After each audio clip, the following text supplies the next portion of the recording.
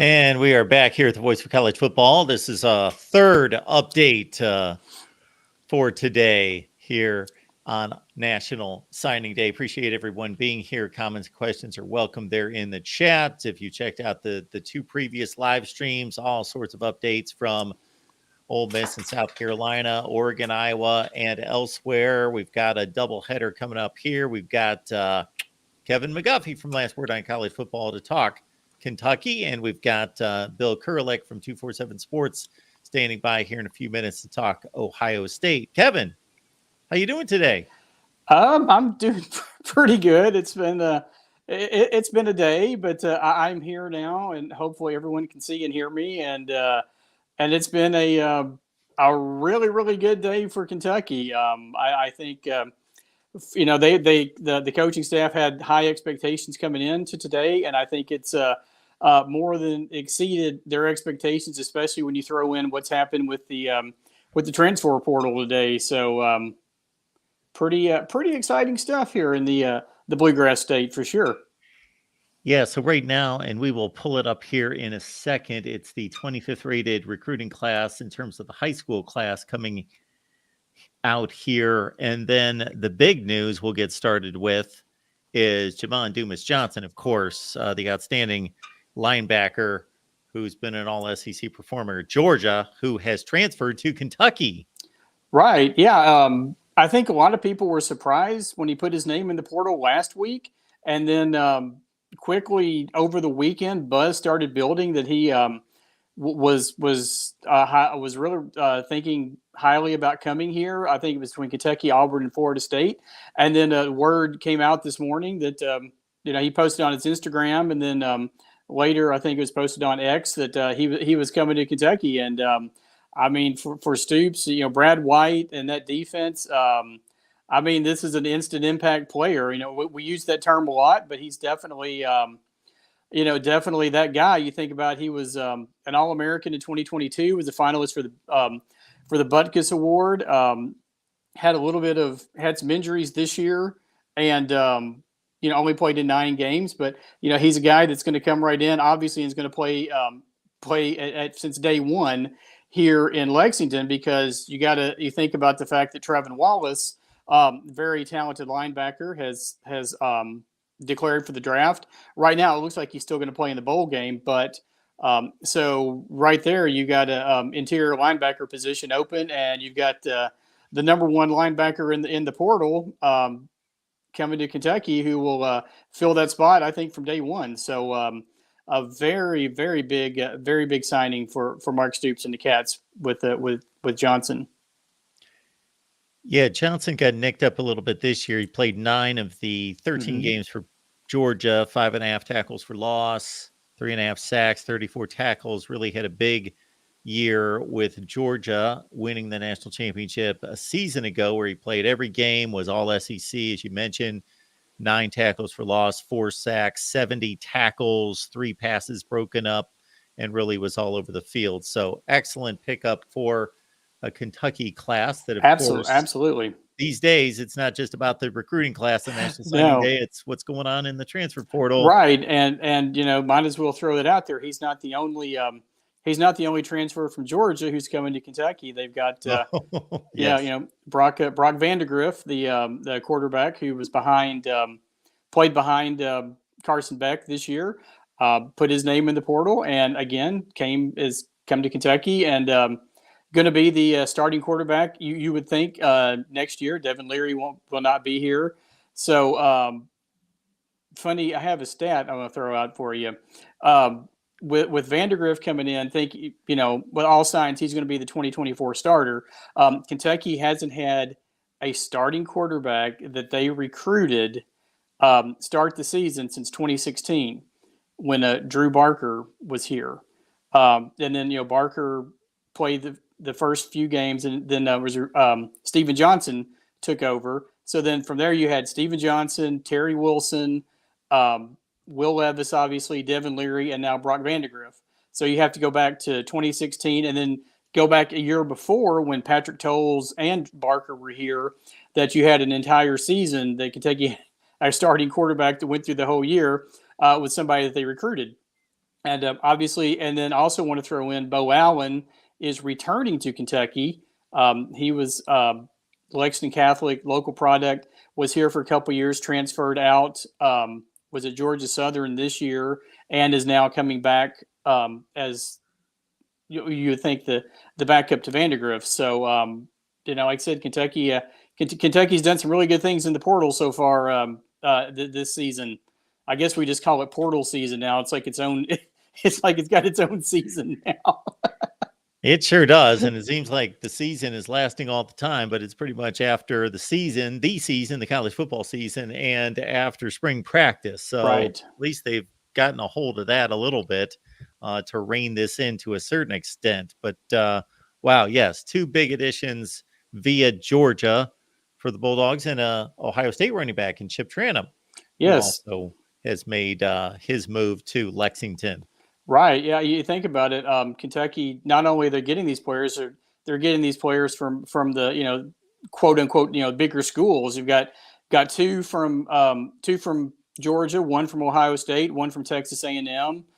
Raymond Cottrell, wide receiver, who's coming in for next year. So yeah, like I said, Cats are really hitting the transfer portal hard, which is, as you said, that's pretty much what you have to do with college football these days. Try to get everybody's following Dion's bringing in not maybe bringing an entire new team, but I just said Trainum will be the replace by all intents and purposes will be the running back replacing Ray Davis, who could have played, I think, one more year, but has also declared for the NFL draft. But he's coming back. He's going to play in the bowl game. So Kentucky has a rarity now where Devin Leary is going to play in the bowl game. Davis is going to play in the bowl game. Looks like Trevin Wallace is going to play in the bowl game. So Kentucky's kind of bucking the trend of everyone opting out, as far as least as of right now, anyway. As we're 10 days away from the game against Clemson down in Jacksonville. And then we also, of course, have the traditional signing class here. 21 signed. Let us know where we stand in regards to, do we expect anybody else to come into the fold? Was there any late day drama involving any of these guys? Well, Kentucky, I don't think, one of the tight end prospects, Willie Rodriguez, who's from up in northern Kentucky, up in Covington, he was one of the last ones to come in, and Tennessee apparently made a really, really big push at him late, but Kentucky was able to hold on to him. And then they also got Cam Dooley, who's a safety, 6'4", 200 pounds from Valley High School in Valley, Alabama. He's a 4-star player. He committed to Kentucky today. He was another one of those guys that was kind of on the fence, like he could go to Kentucky. That was one of his final schools. There was a lot of buzz in the last day or so about him.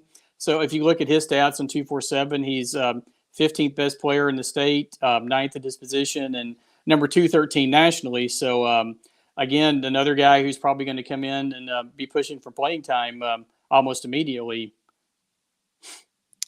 Doesn't seem, Kevin, as though the Mark Stoops connection to Texas A&M and everything that went on there had any impact on any of these players? No, it doesn't look like it, because pretty much everyone that's on this list, the 21, they had 20 guys before today, and then you throw in Cam Dooley, and then also one more in the from the transfer portal is a Jalen Farmer, who is a former Florida Gator who committed to Kentucky today as well. But yeah, I mean, pretty much what you're seeing on the list is the guys that Kentucky was expecting. We usually go by, I know you go by 247 rankings here at Last Word. I know your next guest will appreciate that, as saying we go by the 247 ratings. But the top two guys are twin brothers, Jared and Jacob Smith from Corbin High School in Corbin, Kentucky. Jared's a standout defensive lineman. Jacob's an edge rusher. Both of those, especially Jacob, could be pushing for time in the fall due to the fact, J.J. Weaver has graduated, and then Keaton Wade, he and his brother Destin transferred to, wait for it, Colorado. So that's basically the top two players at that position. for Kentucky, who's going to be gone for 2024. So that opens up some room for those guys. And another guy I'm really high on is Brian Robinson, who's you see right there from Westerville North up in Ohio. He's another Youngstown. Youngstown from that area where Stoops, Vince Marrow, and those guys are from. He's an edge rusher as well, and he 6'5", 255. He's got some size on him. A funny thing or interesting thing is that I did 4 or 5 player profiles for Last Word, and he was one of the ones. He actually came into high school as a quarterback. Was like under 6 feet and was a quarterback, but obviously grew, got some size on him, and you see where he is now. I think he's a guy who's could definitely be use that term a lot, instant impact player. I think Robinson, the combination Robinson and Jacob Smith, I think Kentucky's going to be well set at the edge position for a few years to come. So. Yeah, so Kentucky finishes up here at 7-5. They've got a bowl game coming up against Clemson at the Gator Bowl. Of course, we have one of the foremost gurus of bowl projections across college football nation here, with a guy that spends a lot of time on it, works on it, and has a extremely incredible winning percentage on selecting these bowl mashups and these bowl games way ahead of time. So was this on your radar, this Clemson Kentucky matchup? Now that you gave me that great setup, no. But I will say, I, like a lot of others, had Kentucky penciled in for the Mayo Bowl, but I did make the comment. I said, watch out for Ole Miss. I said, if Ole Miss gets into the selection committee games, then everybody in the SEC is going to move up and look for Kentucky to be in the Gator Bowl again. And there you go. So I thought Kentucky was going to be playing North Carolina, but in that one, but it turned out to be Clemson.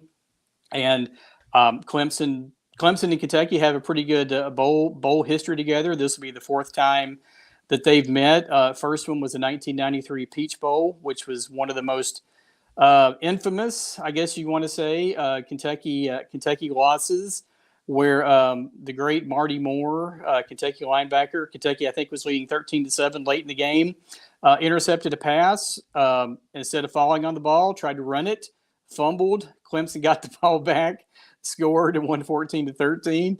That was in the Peach Bowl down in Atlanta, and then 13 years later they met again in the Music City Bowl. Kentucky pulled that one out, and one of the best, I think, bowl games of that year. I think it was 28-20 was the final. There was a fake punt back in deep in Kentucky's territory that kept the drive going for the go-ahead win. And then they met again 3 years later, again in the Music City Bowl. Clemson won that time.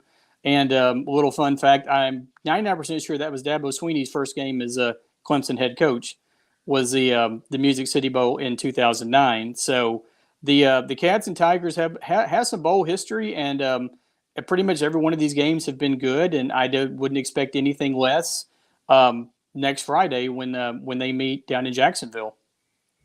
Kevin, unfortunately, we're a dying breed when it comes to bowl games and our love of bowl games. Mm-hmm. They're getting dismissed and discarded by a lot of people. And really, when you look at the opt-outs, they've been escalating every year, but I think they've hit kind of a crescendo, and they've kind of plateaued because there really haven't been an alarming number of opt-outs this year. And if anything, I'm seeing a lot of the top teams that have not reached the college football playoff actually had more players playing this year and deciding to stick around and play that final game for a lot of these big programs than what we've seen the last couple of years. Yeah, I think you're right. And as just to touch on that fact with Kentucky, with Ray Davis and Devin Leary, Leary basically said, "I've never played. When he was asked about the bowl game, he's like, "I've never played in a bowl game because 2020 and 2022 he was injured and unable to play, and then 2021 that was the year I think it was UCLA that the game got canceled because of that. We were still in the middle of the COVID pandemic. So he's like, heck yeah, I'm going to play in a bowl game, to say that I played in one. So I think you're right. I think, some of the schools, it's, some of them I guess you kind of understand. They're trying to get ready, get ready for the NFL draft and all that. And you don't want to risk injury because if something happens, one of these guys is like, well, why did he play? But no, I think you're exactly right. It seems like maybe we're starting a trend, in the other direction, and then hopefully, next year when we get this 12-team playoff, you may see even less players opting out after that. So, but anyway, but I have to throw this out here. So you're talking about the bowls. What is the people get lucky sometimes. I'm 99% sure. I've said this like 5 times now. But anyway, last word. We put Washington in the playoff in week 7 after they beat Oregon, and to my knowledge, no one else. Because you can't help but not look at what some of the other folks are doing. But we did. We had Washington in at week 7, and we left them in there the whole rest of the season, and that one happened to work out. So we can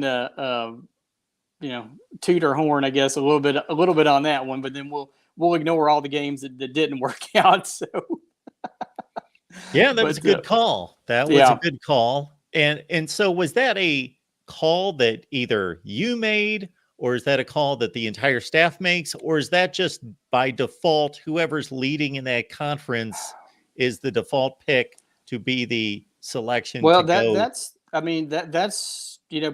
They pretty much just let me do it, and that was just I was just like, that was of course one of the best games of the year, and everybody's like, well, Oregon when they play again, Oregon's going to beat Washington. It's not going to be close, and I'm like, to quote our old buddy Lee Corso, not so fast here, my friends. I was just impressed with Washington this whole season, and we just that one just happened to work out. Now next year. I'm sure it will be totally different.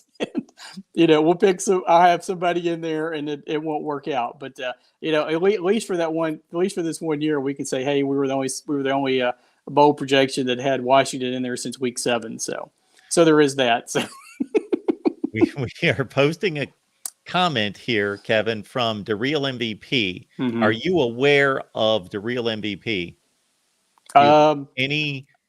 He's a frequent viewer, caller here at the Voice of College Football. Yeah, I know the name, definitely. Okay, yeah. You guys should be fast friends because he's a huge Kentucky fan. Nice. And certainly he has his concerns about what's going to happen in the future and if Kentucky's going to be able to, with an ever-growing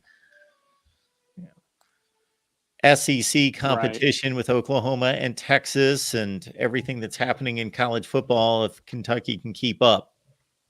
Yeah, I mean that's a very real that's a question everybody has on their mind, especially with the new schedule. Kentucky goes I know you've seen Kentucky's schedule. I don't know if you've gone through yet and done your schedule. I know you've done them for a lot of teams, but yeah, the schedule. You add in Texas. Put it this way, I think I posted somewhere that if Kentucky starts 5-0 in 2024, they're going to be ranked like top 3 in the country because they go, they host, which, we talked about Georgia earlier. I think it's September 14th, week 3, they host Georgia here in Lexington. And then I think in the first 5, they host Georgia, they go to Ole Miss. So, and we've seen what Ole Miss and the Lane train has done in the transfer portal. So, like I said, if Kentucky starts 5-0 next season, they're going to be like ranked in the top 3. So that's not much of a stretch to say that, but that'll be my post. But yeah, no, you're exactly right. It's you and I have talked over the years. Kentucky fans have gotten to the point where 7 wins is like trying to get more and more and more, and maybe a little bit of a step, not necessarily a step back this year, but 7-5. 7-5 still nothing to to be that upset about. And I think going forward, 7, Kentucky with Oklahoma, with Texas, Kentucky can still get that 7-8 wins. Maybe like Stoops has done a couple of times, reach out and everything falls just right and you get 10 wins. I think that's still a possibility. But yeah, no, it's a definite concern, and he's right. See what what you don't obviously want to see is Kentucky, slipping back. Obviously Missouri took a huge step forward this year. Because you can say what you want about their NIL, but their NIL program is pretty, I think, pretty impressive, and it's probably a big reason why a lot of the great players in Missouri are staying there. When we had this conversation like a year ago, we thought Kentucky was, Georgia obviously was number one, and then Kentucky and Tennessee were right there, and then everybody else was a step below. But now we got Missouri has taken that step now. Now it'll be interesting to see if they can maintain that momentum going forward. So, but yes, the short answer is yes. I think everyone should be concerned about how everyone's going to do in the future with the new look SEC. Absolutely. You can catch Kevin's work there at Last Word on College Football. Kevin, Tony, everybody over there, been a great help to us here at the Voice of College Football. Always appreciate the conversation, Kevin. Yes, sir. Thank you. You.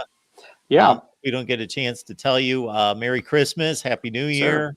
Hope you enjoy the bowl game and everything else this holiday season. I appreciate it, Mark, very much. Thanks, and same to you. And like I said, if you do a little search on Last Word, if you're interested in Kentucky, we've got 5 previews, player profiles that are up. We have them on the Smith twins. We've got Hardley Gilmore, receiver out of Florida. We got one on Brian Robinson, and we got one on. We didn't talk about Cutter Boley, the 4-star quarterback from here at Lexington Christian Academy, who many think obviously Vandegrift is probably the quarterback for next year, but he's the guy that they think can be the quarterback. Buck that trend that we talked about having 8 straight years of a transfer being your starting quarterback. So we got features on all them, and then I've also put one together about Dumas Johnson too after he signed with Kentucky today. So if you go there, there's tons and tons.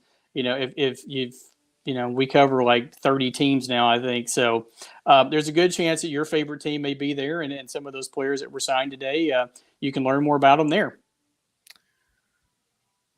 All right, sir.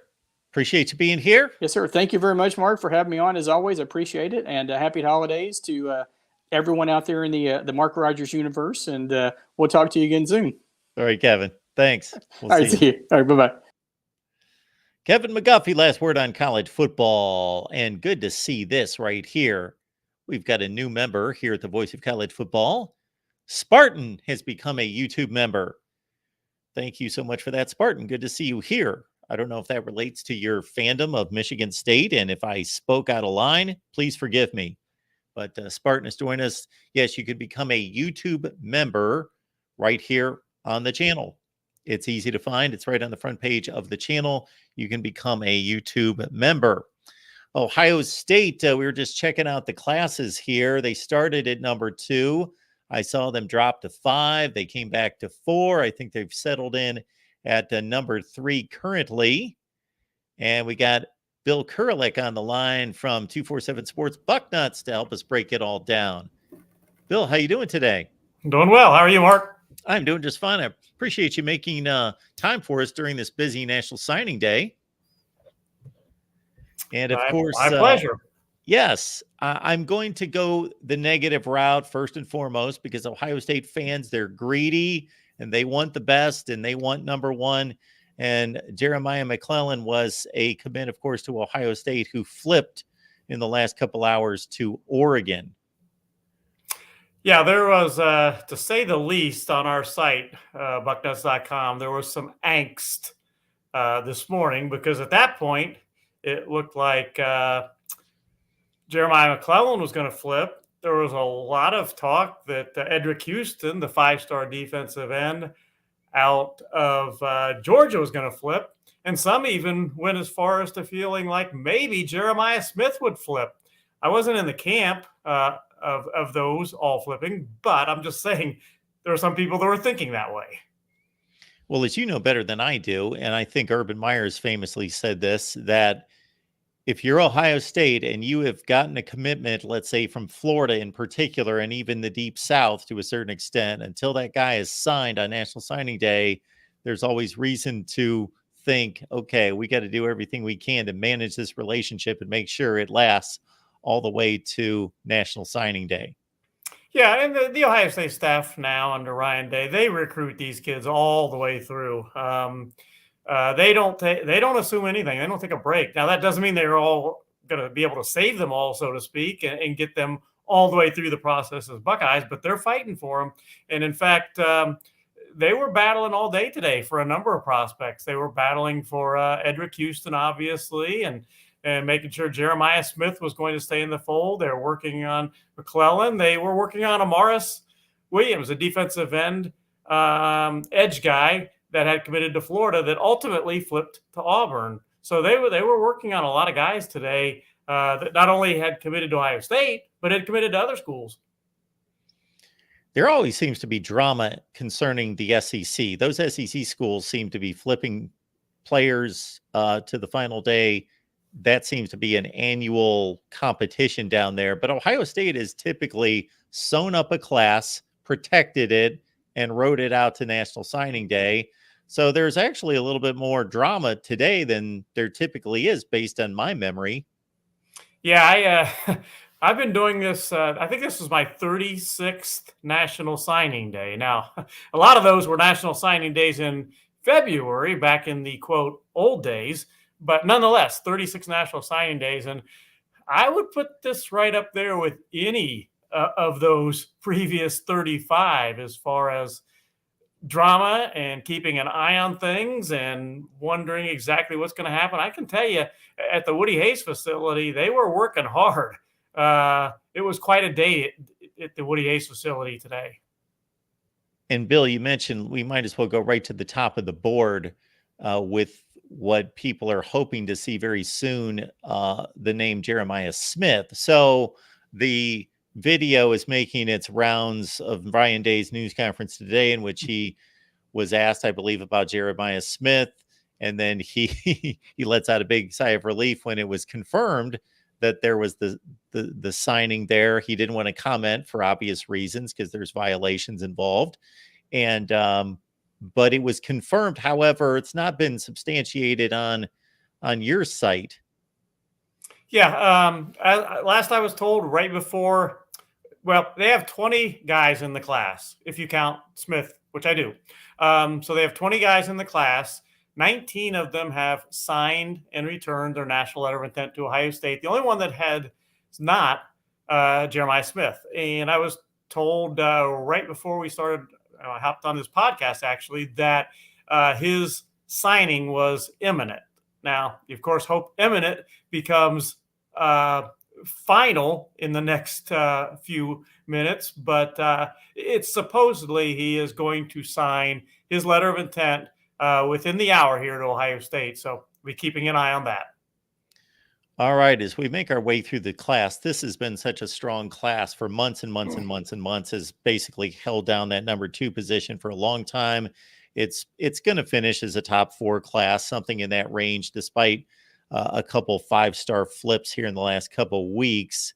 It would be impossible to go through everyone. Just kind of, we'll run through it starting from the top in regards to giving us some highlights of some of the guys that have signed. I see Aaron Scott, obviously an in-state guy that is one of the best cornerbacks in the country.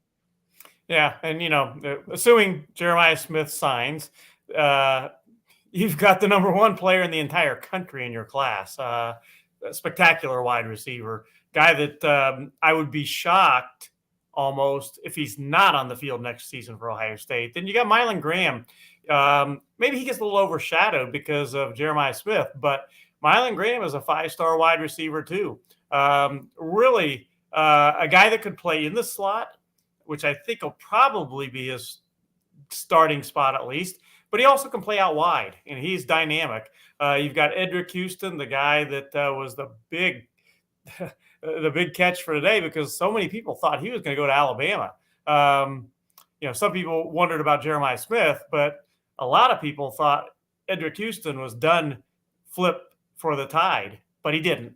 And he's a defensive end, a big position of need in this class for Ohio State. He's the only defensive end in this class at this point, and a guy that is a 5-star in his own right. You've got Aaron Scott, a corner out of Springfield. And what we don't have on that screen there is the other corner, Bryce West, who I think I think those two guys are equally talented. In the case of Bryce West, Ohio State is in need of a little bit of safety help. And Bryce West actually played a lot of this season.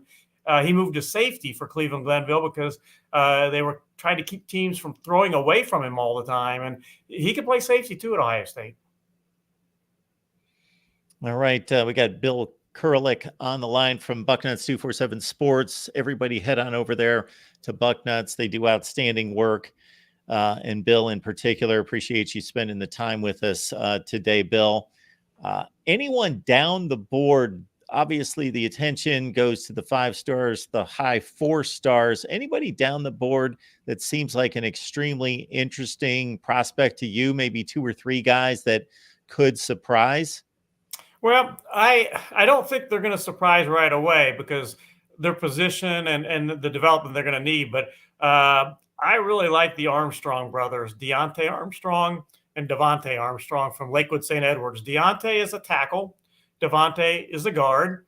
And if you look at them, my goodness gracious, they passed the look test with flying colors.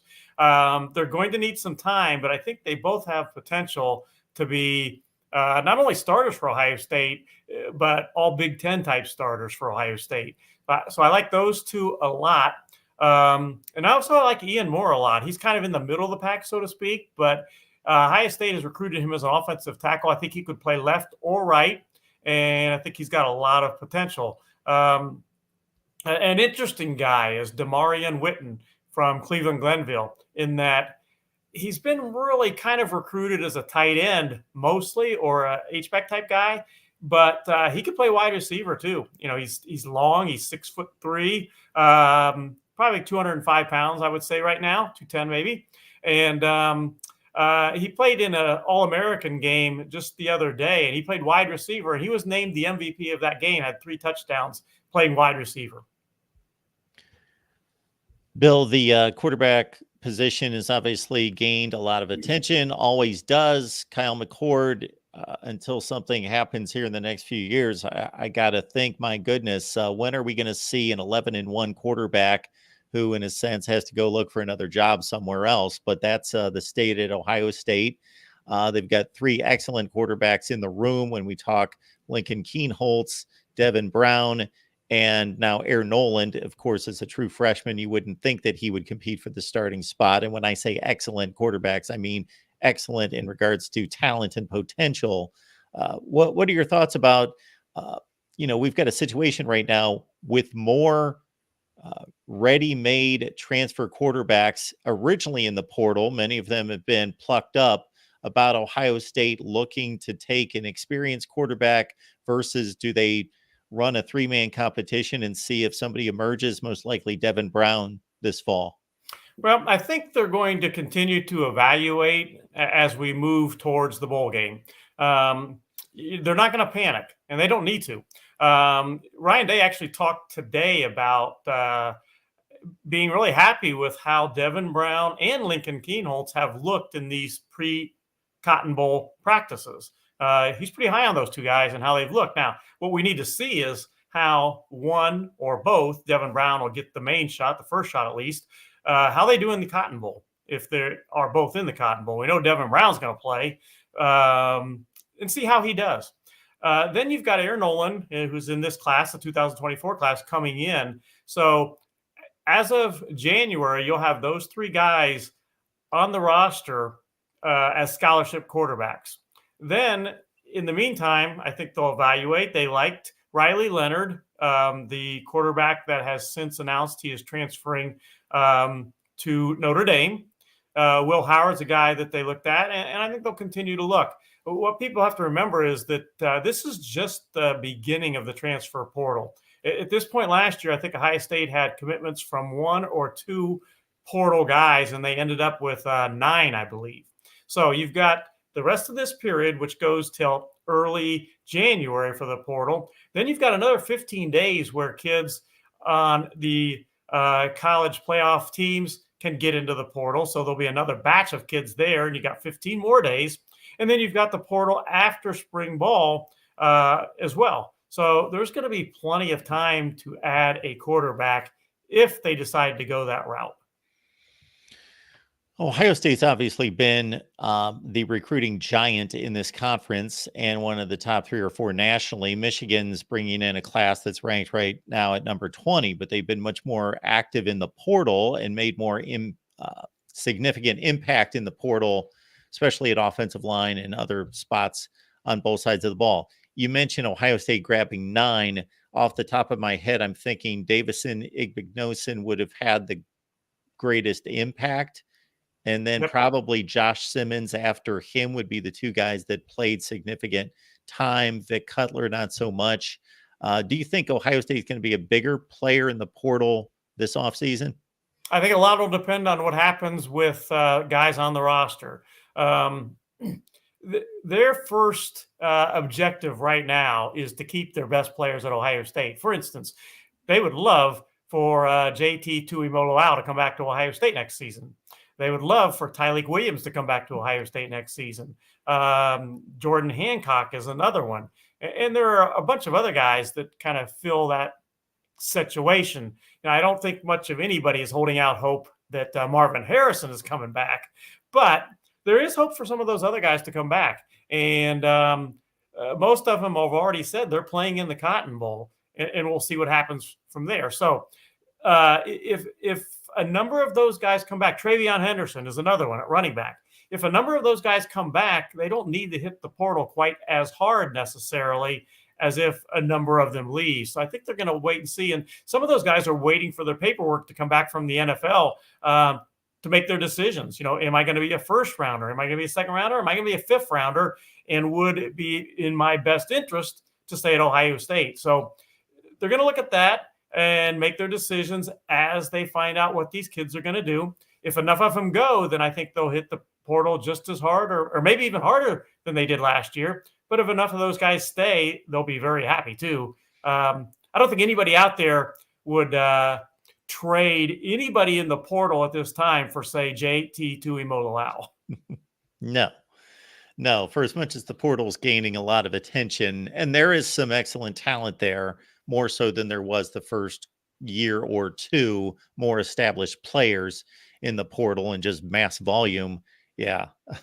try to find, the number 1 rated player in the country coming out of high school who has fulfilled to a certain extent those expectations to a certain extent. But he may be better served to come back. And I got to say that I was expecting a mass exodus for the NFL and opting out of this bowl game, and it hasn't happened. So it's a credit to those guys. And it's also the circumstance involving them making a judgment call on their careers.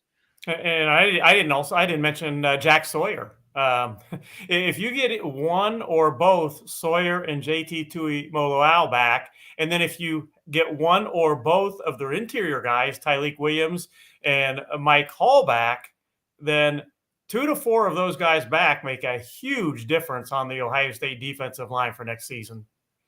Bill, before we let you go, you mentioned 36 years doing this, and then we've got a bowl game. And in those 36 years, in the last 6 years, these bowl games and the perception of them has changed considerably. Is there much to gain for Ohio State in this Cotton Bowl against Missouri? Well, I think there is in terms of some of the players in the game. For instance, Devin Brown, he's got a lot of writing on that game, certainly. And some of the younger kids that are going to get some playing time that didn't necessarily get a lot of playing time in the season, they'll get some more playing time in that game. So there's playing time and positioning themselves for next season and all. And then, to be honest, there's a lot riding on it for some guys like JT Tuimoloau and Jack Sawyer, for instance. JT hasn't necessarily declared he's playing in the game, but Jack Sawyer has. And how Jack Sawyer plays could determine a lot of, does he go to the NFL or does he stay at Ohio State? Bill Kurelic, you can get his work there at bucknuts.com, 247 Sports. Anything in particular that people need to know about what you've got working right now? Well, been working all day and going to get one more. I think I've put 5 or 6 articles on our site today, recruiting wise, and have one more to go later today. It'll be a free article, so anybody can read it. Just kind of wrapping up the day in what Ohio State did in regards to their 2024 class, and then a little bit about what lies ahead, what remaining needs there are to fill. Bill, thank you so much for dropping by. Know you got a ton going on today, and thanks for making time for us. My pleasure. Appreciate you having me, Mark. You have a great rest of the evening. You too. Bill Kurelek, 247 Sports Bucknuts. Catch his work right there. Our third edition today, our third update from National Signing Day. My goodness, if I ran through all the teams that we've covered, just check out the live streams. A lot of the teams you'll see back here, Ohio State and Kentucky this session. Last session was Oregon, Wisconsin, Oklahoma State. We had Iowa, Ole Miss. My goodness, South Carolina this morning. We are not done, folks. We are going at it tomorrow. Probably won't do these live since it is not National Signing Day, but we've got a lot of teams to catch up on. On Thursday, we will provide reports from Michigan State, Virginia, Purdue, Minnesota, LSU, Illinois, Wake Forest, Notre Dame. And next we are off to Florida State Live, 6 p.m. Eastern Time over on the Florida State channel. Of course, a complete look at Florida State National Signing Day and everything involving the Noles. That's at 6 p.m. Eastern Time. Then at 7, we've got the Miami show. So the next show, Florida State Live over on the Florida State show. And then Miami Live on the Miami channel at 7 p.m. Eastern Time. Appreciate you being here. On your way out, please hit the like button. And, of course, subscribe right here at the Voice of College Football. That way you don't miss a thing. We will see you soon. Let's see. 39 minutes. Let's do our math, Mark. 39 minutes, Florida State Live.